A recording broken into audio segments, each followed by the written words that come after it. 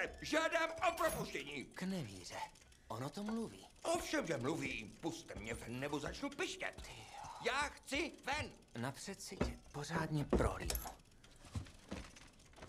Jo. Dobrý večer.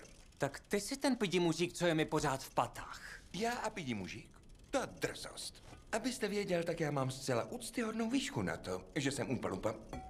Umpat sopa. Ve své rodné lumpálii mě dokonce pokládají za macka. Říkají mi John. Takže na mě přestaňte civět, jako kdybych byl něco, co jste právě našel v kapesníku. Je to dosti nepříjemné a navíc i hrubé. Pardon. Teď mě pusťte. Nemáte žádné právo zavařovat nevinné kolem jdoucí. Nevinné? No tak, vy mě už roky okrádáte. Vy jste kradl dřív. Co? Naše kakaové boby. O čem to tu mluvíte? Jakože si to ani nepamatujete? Ale co přesně? Den, kdy jste mi zničil život. Ne, to si fakt nepamatuju. Nuže, mladíku, dovolte mi osvěžit vám paměť písní tak chytlavou, že její melodiální slova už se vám nikdy nestratí z kebulky. To radši nechci slyšet. Pozdě. Již jsem se dal do tance. Jak začneme, už nepřestaneme. Umpa, lumpa, dupity dam. Přesmutný příběh pro vás teď mám. Umpa, lumpa, dupity šťuch. Ve vašem zájmu je popřát mi sluch. V mé vlasti je dosti úrodná prst. Šelbobů tam rodí se vždy jen hrst. Já měl tu úrodu pohlídat líp.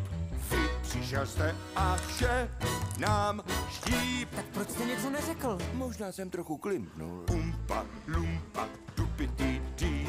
Za trest skončil ve vyhnanství. Světem mám se sám protloukat, než krajanům splatím vše na 1000krát. 1000krát? To si děláte srandu. Opakuji. Vše na 1000krát. Fajn. Jestli je to přiměřená pokuta za to, že jsem vzal 3 boby. 4 boby. 4 boby. Určitě se nějak dohodneme, ale nemůžu vám dát všechny své zásoby. Závisí na mě další lidé. Nevadí. Tak odjinud. Když mě pustíte, můžeme to probrat jako gentlemani. Tak jo. Díky. A byl byste nyní tak laskav a podal mi tam tu miniaturní pánev? Tuhle? Ne, tu těžší. Dobře. Díky.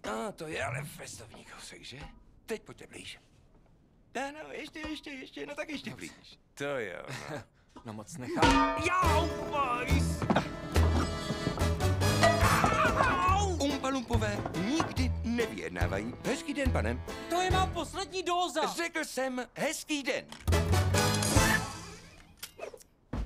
On se vrátil? Ano, ale nalíčil